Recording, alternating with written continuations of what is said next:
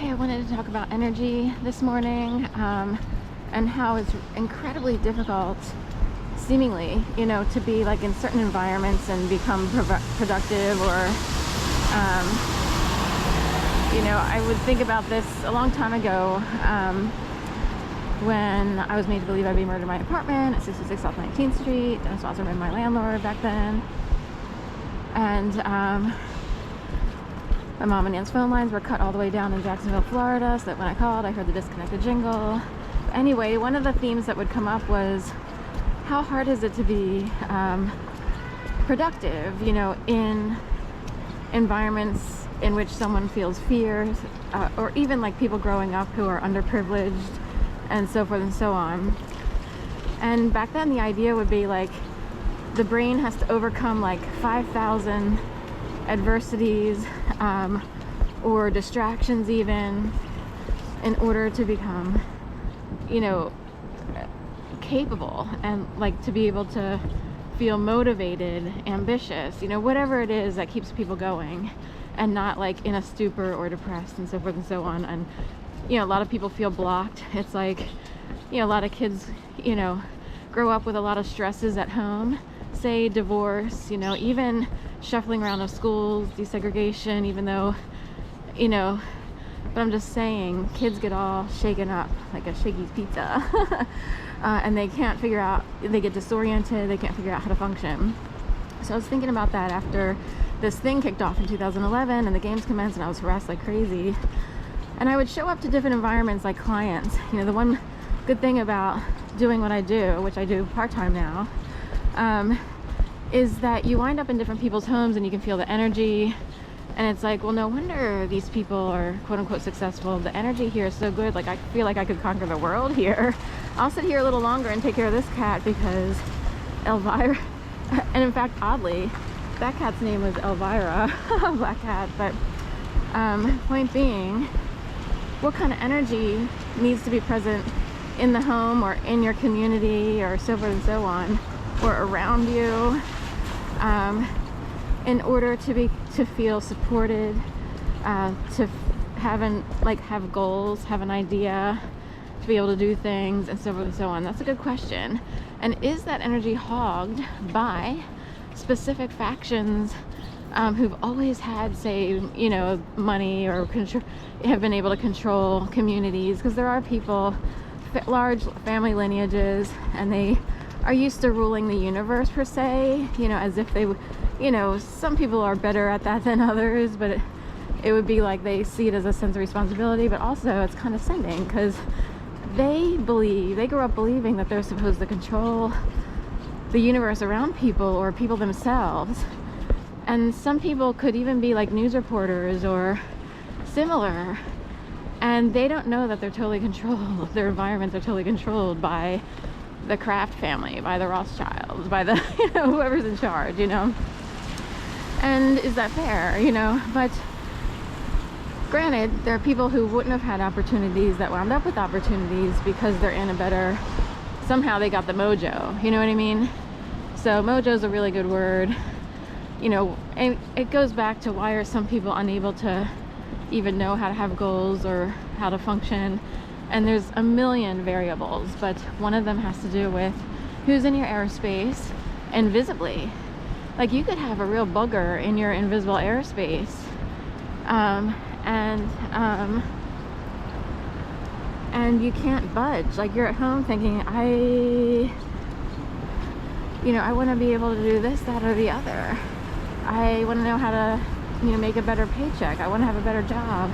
And there's like a million variables that keep people blocked. So anyway, that was the big thing coming out of the gates of, what keeps people productive. There are people even with, higher income families who have a hard time functioning because they might have some buggers in their airspace, if you will, like in the matrix. So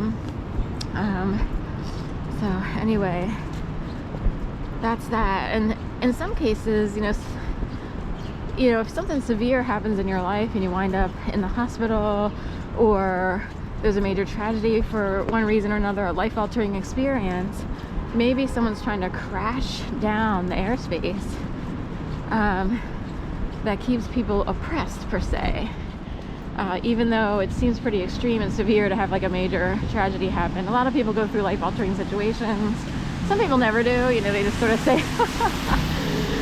you know, they just stay the course and everything works out. You know, maybe they're extra safe and can, you know, control what they can control. But in general, you know, divorce is one of them, you know, rape, being stopped to death, you know, all of those things combined. Growing up a child of divorce, depends on who had more, who had the advantage, who had someone come in and could control the airspace to make sure people looked successful when really they were heavily handled and petted. And then they wind up with a lot of money and everything. And all right, here's Broad Street, and this is Thursday before the Super Bowl, so we still have 4 days, you know, and the Super Bowl doesn't start until 6:30, I guess, Sunday night, and then whatever pregame is. So quiet now. I came out early.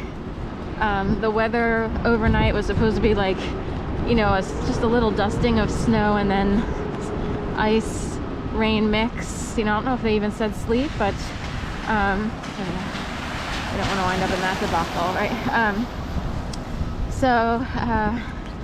Anyway, it's like that, you know, HBO series Sex and the City with Carrie, and she's walking down the street and a bus goes by and splashes up on her, and you hear that music, you know. That's from my era. A lot of people might not even know that these days about that show.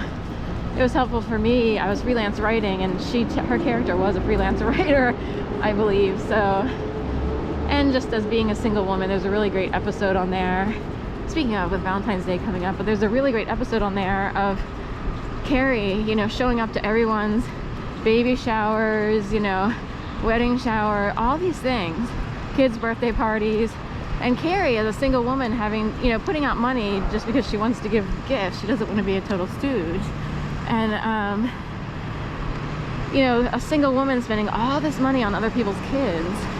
And in the show, I wish I could find it, she states the case of, you had to take your shoes off at the front of a birthday party or baby shower for this one, you know, quote unquote friend of hers.